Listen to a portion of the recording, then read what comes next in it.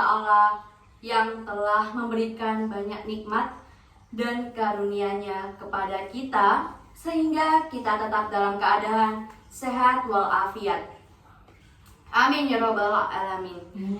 Salawat dan salam semoga tercurahkan kepada Nabi Muhammad SAW yang telah menuntun kita dari zaman kegelapan menuju zaman yang terang benderang, yaitu agama Islam rahmatan lil alamin. Hadirin teman-teman yang saya hormati, yang saya sayangi, hari ini saya akan menjelaskan mengenai hadis dakwah Sahih Muslim tentang kita mengajak kebaikan akan mendapatkan pahala. Sebelum itu saya akan membacakan hadisnya terlebih dahulu ya teman-teman. Bismillahirrahmanirrahim. Haddatsana Yahya bin Ayyuba wa Qutaibatu bin Sa'idin wa bin Hujrin qalu haddatsana Ismailu ya'nuna bin Ja'farin an Ala'i an abihi an Abi Hurairah anna Rasulullah sallallahu alaihi wasallam qala man da'a ila hudan kana lahu min ajrinis lu ajuri man tabi'ahu la yanqusu dalika min ajurihim syai'an wa man da'a ila dolalatin kana alaihi min ismi mislu asami man tabi'ahu la yanqusu dalika min asamihim syai'an. Sahih Muslim nomor 4831, yakni telah menceritakan kepada kami Yahya bin Ayyub dan Qutaibah bin Sa'id dan Ibnu Hujr. Mereka berkata, telah menceritakan kepada kami Ismail, yaitu Ibnu Ja'far dari Al-A'la, dari bapaknya, dari Abu Hurairah, bahwasanya Rasulullah SAW telah bersabda, barang siapa mengajak kepada kebaikan, maka ia akan mendapat pahala sebanyak pahala yang diperoleh orang-orang yang mengikutinya, tanpa mengurangi pahala mereka sedikit pun. Sebaliknya, barang siapa mengajak kepada kesesatan, maka ia akan mendapatkan dosa sebanyak yang diperoleh orang-orang yang mengikutinya, tanpa mengurangi dosa mereka sedikit pun. Nah, jadi itu untuk yang Sahih Muslim. Sanadnya di sini ada Abdurrahman bin Sakhr.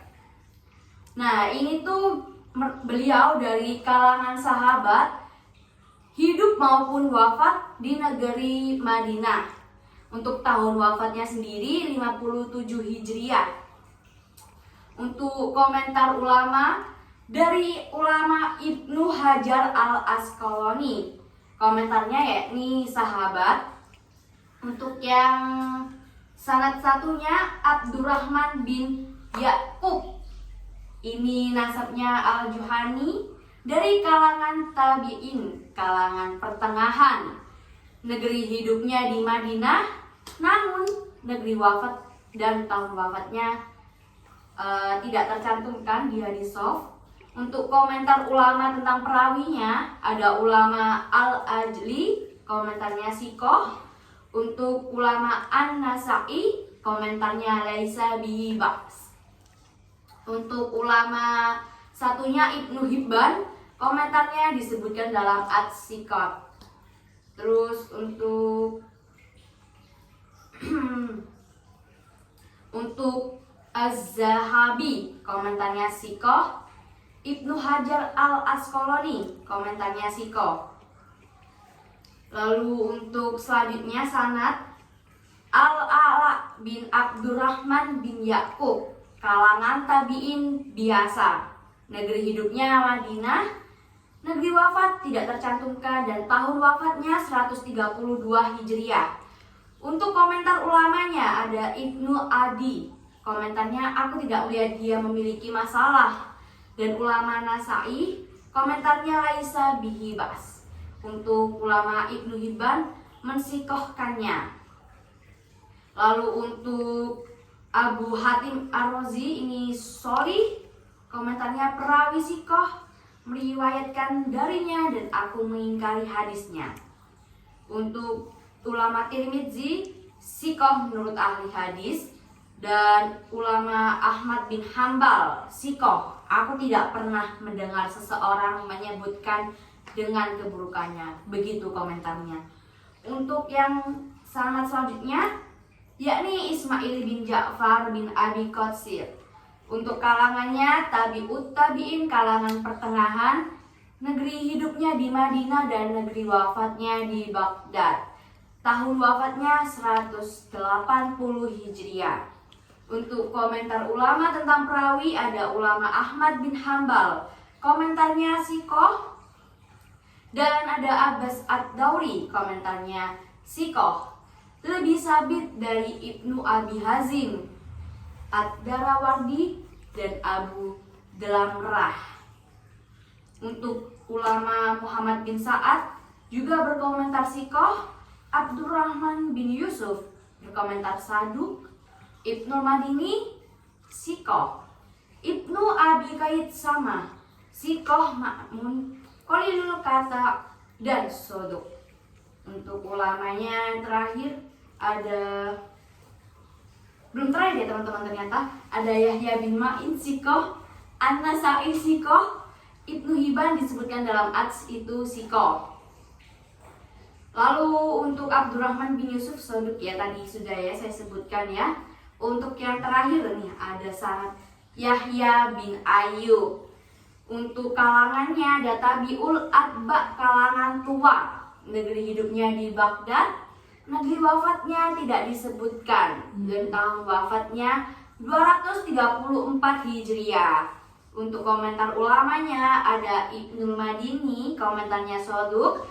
Ada Abu Hatim, komentarnya saduk. Ibnu Hibban disebutkan dalam At-Sikot. Lalu ada Ibnu Qonir, sikoh Ma'mun. Lalu untuk Ibnu Hajar Al-Asqalani, sikoh. Lalu ada Az-Zahabi, itu sikoh juga. Nah, untuk selanjutnya ini akan saya sebutkan hadis terkaitnya ya teman-teman. Karena pasti ada hadis terkait yang mengenai Sahih Muslim ini, mengenai mengajak kebaikan, akan mendapatkan pahala. Oke, sebentar. Nah, ini dia. Untuk selanjutnya ya hadis terkait ada Sunan Abu Daud nomor 3993. Nah, Bismillahirrahmanirrahim. Haddasana Yahya bin Ayyuba, haddasana Ismailu yakni bna Ja'farin qala ahbarani Ala'u yakni na Abdirrahmani an abihi an Abi Hurairah anna Rasulullah sallallahu alaihi wasallam qala man da'a ila hudan kana lahu min ajri mislu ajuri man tabi'ahu la yanqusu dari kamin ajurihim syai'an wa man da'a ila dolalatin kana alaihi min ismi mislu asami man tabi'ahu la yanqusu dalika min asamihim syai'an. Telah menceritakan kepada kami Yahya bin Ayyub berkata, telah menceritakan pada kami Ismail, maksudnya Ismail bin Ja'far. Ia berkata, telah mengabarkan kepadaku Al-A'la, maksudnya Al-A'la bin Abdurrahman dari bapaknya dari Abu Hurairah bahwa Rasulullah SAW bersabda, barang siapa mengajak kepada petunjuk maka ia akan mendapatkan pahala seperti pahala orang yang mengikutinya tanpa mengurangi pahala mereka sedikit pun. Dan barang siapa mengajak kepada kesesatan maka ia akan mendapatkan dosa seperti dosa orang-orang yang mengikutinya tanpa mengurangi dari dosa mereka sedikit pun. Lalu untuk sanadnya langsung ya. Di sini sanadnya hampir sama, cuman mungkin ada yang berbeda ya. Abdurrahman bin Sa'd sama juga Abdurrahman bin Ya'qub, dan ada Al-A'la bin Abdurrahman bin Ya'qub, ada Ismail bin Ja'far bin Abi Qatsir, dan ada Yahya bin Ayyub. Untuk saya lanjut ke hadis selanjutnya saja ya, terkait ada Sunan Tirmizi 2598. Haddatsana Ali bin Hujrin akhbarana Ismail bin Ja'farin an Ala ibni Abdurrahmani an abihi an Abi Hurairah qala Rasulullah sallallahu alaihi wasallam man da'a ila hudan kana lahu min ajri mislu ajuri man yattabi'uhu la yanqusu dalika min ajurihim syai'an wa man da'a ila dolalatin kana alaihi min ismi mislu asami man yattabi'uhu la yanqusu dalika min asamihim syai'an. Qala Abu Isa hada hadisu hasanu sahihu.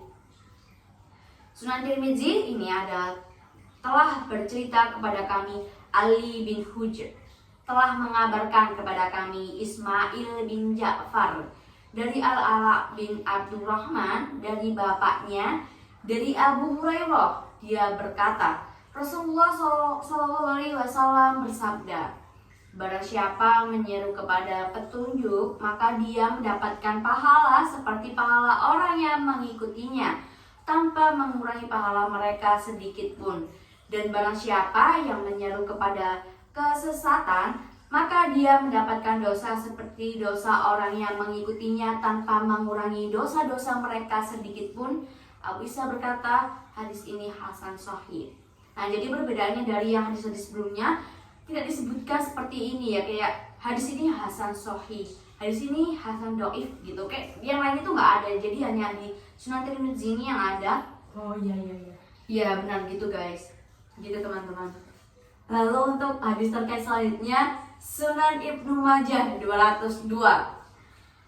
Dasana Abu Marwana Muhammad bin Utsman al-Utsmaniyu hadasana Abdul Aziz bin Abi Hazimin an Ala ibni Abdurrahmani an abihi an Abi Hurairah anna Rasulullah sallallahu alaihi wasallam qala man da'a ila hudan kana lahu min ajri mislu ajuri man taba'ahu la yanqusu dalika min ajurihim syai'an wa man da'a ila dolalatin fa alaihi min ismi mislu asami man taba'ahu la yanqusu dalika min asamihim syai'an. Telah menceritakan kepada kami Abu Marwan Muhammad bin Utsman al-Utsmani berkata, telah menceritakan kepada kami Abdul Aziz bin Abu Hazim dari Al-Ala bin Abdurrahman dari bapaknya dari Abu Hurairah. Rasulullah SAW bersabda, barang siapa mengajak kepada petunjuk, maka baginya pahala seperti pahala orang yang mengikutinya tanpa mengurangi pahala mereka sedikit pun. Barang siapa mengajak kepada kesesatan, maka baginya dosa seperti dosa yang mengikutinya tanpa mengurangi dosa mereka sedikit pun. Ini sanadnya Abdurrahman bin Sakir, Abdurrahman bin Ya'qub, Al-A'la bin Abdurrahman bin Ya'qub, Abdul Aziz bin Abi Hazim Salama bin Dinar, Muhammad bin Utsman bin Khalid. Jadi saya akan membacakan dari yang Abdul Aziz bin Abi Hazim Salama bin Dinar saja ya, karena yang lainnya sudah. Ya. Untuk ini ada nasabnya, ada Al-Muharibi, kalangannya tabi'ut tabi'in, kalangan pertengahan, negeri hidup maupun wafat di Madinah, tahun wafat 184 Hijriah. Untuk komentar ulama tentang perawinya, ulama Yahya bin Ma'in, komentarnya ada Sikoh Soduk, ada An-Nasai, Laisa bihi bas, Al-Ajli, komentarnya Sikoh, Ibnu Numair juga Sikoh. Lalu ada Ibnu Hajar Al-Asqalani, komentarnya Soduk. Lalu untuk sanadnya yang Muhammad bin Utsman bin Khalid, nasabnya ada Al-Quraisy Al-Umawi, kalangannya Tabi'ul Atba, kalangan pertengahan, negeri hidup maupun wafat Marur Raus. Tahun wafatnya 241 Hijriah ya. Untuk komentar ulama tentang perawi, ulamanya ada Abu Hatim, komentarnya Sikoh, ada Al-Asadi, Soduk Sikoh, Ibnu Hibban disebutkan dalam At-Sikot. Untuk komentar selanjutnya, ulamanya ada Ibnu Hajar Al-Asqalani, Soduk, terdapat kesalahan. Jadi Soduk itu terdapat kesalahan ya. Oke. Untuk hadis terkait selanjutnya, masih banyak ya teman-teman hadis terkaitnya. Banyak sekali ya. Ya ini karena hadis kan juga banyak ya, jadi kita harus mempelajari hadis pelan-pelan juga. Gitu. Baik Ustazah. Baik, untuk selanjutnya ada Musnad Ahmad nomor 8795. Untuk hadisnya, hadasana Sulaiman bin Daud al-Asimiyu qala akhbarana Ismailu yakni bana Ja'farin qala akhbarana Ala'u an abihi an Abi Hurairah anna Nabiyya sallallahu alaihi wasallam qala man da'a ila hudan kana lahu min ajri mislu ajuri man tabi'ahu la yunkisu dalika min ajurihim syai'an wa man da'a ila dolalatin kana alaihi min ismi mislu asami man tabi'ahu la yunkisu dalika min asamihim syai'an. Telah menceritakan kepada kami Sulaiman bin Daud al-Hashimi berkata, telah mengabarkan kepada kami Ismail yaitu Ibnu Ja'far berkata, telah mengabarkan kepada kami Al-A'la dari bapaknya dari Abu Hurairah berkata bahwasanya Nabi Shallallahu Alaihi Wasallam bersabda, barang siapa menyeru kepada petunjuk, maka dia akan mendapatkan pahala seperti pahala orang yang mengikutinya tanpa mengurangi pahala mereka sedikit pun.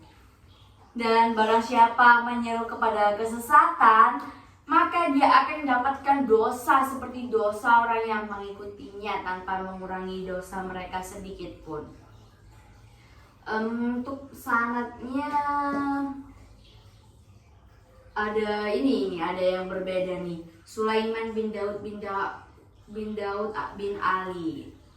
Akan saya bacakan nasabnya Al-Quraisy Al-Hashimi, kalangannya Tabi'ul Atba, kalangan tua, negeri hidup Baghdad, negeri wafat Baghdad, tahun wafat 219.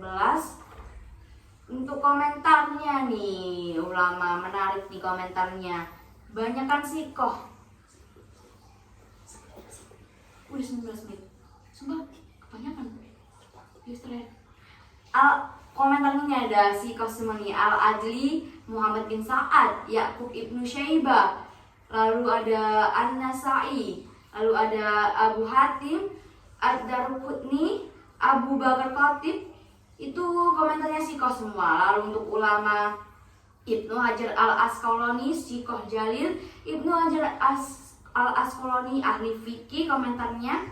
Lalu ada Az-Zahabi, komentarnya Al-Imam. Ya, ini yang terakhir ya teman-teman, Sunan Darimi ayat nomornya 512. Ada Akhbarona Walid bin Syuja Hadasana Ismail bin Ja'farin an Ala ibni Abdirrahman ibni Yaquba maulal Hurawati an abihi an Abi Hurairata anna Rasulullah sallallahu alaihi wasallam qala man da'a ila hudan kana lahu min ajri mislu ajuri man taba'ahu la yankusu dalika min ajurihim syai'an wa man da'a ila dolalatin kana alaihi min ismi mislu asami man tabi'ahu la yankusu dalika min asamihim syai'an.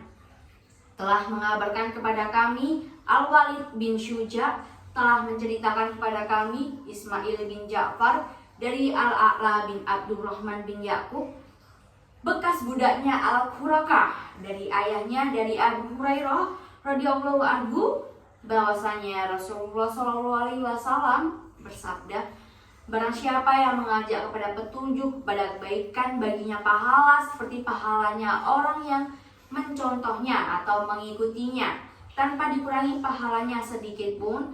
Dan barang siapa yang mengajak kepada kesesatan, ia menanggung dosa sebanyak dosa yang mencontohnya atau yang mengikutinya tanpa dikurangi dosanya sedikit pun. Untuk sanadnya sama Abdurrahman bin Sa'ad, Abdurrahman bin Ya'qub, Al-A'la bin Abdurrahman bin Ya'qub, Ismail bin Ja'far bin Abi Qatsir, Al-Walid bin Syuja bin Al-Walid. Al-Walid ini akan saya bacakan kalangan tabi'ul atba, kalangan tua. Negeri hidupnya negeri hidupnya Kufah, negeri wafatnya tidak dicantumkan. Tahun wafatnya 243 Hijriah. Untuk komentarnya ulama Yahya bin Ma'in, komentarnya la ba'sa bih. Lalu ulama Abu Hatim, Syekh Saduk komentarnya. Lalu An-Nasa'i komentarnya la ba'sa bih. Lalu untuk Ibnu Hibban disebutkan dalam At-Siqah. Lalu ada Al-Ajli, itu komentarnya la ba'sa bih. Ulama Ibnu Hajar komentarnya Siqah. Jadi berbuat baik kepada orang lain atau membantu orang lain merupakan cerminan seorang muslim. Ketika ada orang kesusahan, maka bantulah mereka. Ketika ada orang yang kesulitan ekonominya, maka berilah mereka sedekah. Dan tidak ada ruginya untuk kita membantu orang lain. Dan Allah Subhanahu wa Ta'ala akan mencatat kebaikan kita melalui malaikatnya Allah. Ketahuilah, wahai saudara-saudaraku semua, bahwa sesungguhnya mengajak kepada kebaikan adalah salah satu sebabnya tegaknya agama Allah Subhanahu wa Ta'ala. Hal ini pula yang membuat Allah menjadikan umat Islami sebagai sebaik-baiknya umat. Apabila kita mencermati kondisi lingkungan masyarakat kita, lebih jauh dari Indonesia yang kita cintai ini, sungguh-sungguh sangat memprihatinkan. Untuk perilaku yang seperti mengiris hati seperti korupsi, lalu ada tawuran, ada pelecehan, kenakalan remaja, dan ada perampokan, lalu ada perbuatan-perbuatan lainnya yang negatif ada di hadapan kita dan di tengah-tengah kita. Hal tersebut terjadi karena mereka jauh dari kata kebaikan. Terjerumusnya mereka pada keburukan yang jauh dari kebaikan sebetulnya bukan karena mereka sama sekali tidak mengetahui bahwa sesuatu itu merupakan keburukan dan kemaksiatan. Mereka bahkan sebenarnya itu paham betul bahwa itu keburukan dan juga kemaksiatan yang telah melanggar batas-batas larangan Allah Subhanahu wa Ta'ala. Ketika sebelum melakukannya, mereka paham bahwa mereka itu akan melakukan suatu hal yang melanggar kebaikan atau melanggar batas-batas Allah, namun tetap saja mereka lakukan. Na'udzubillah min dzalik. Sebagian dari mereka melakukan itu semua karena keadaan yang mendesak seperti kondisi ekonomi yang terpuruk atau di bawah tekanan.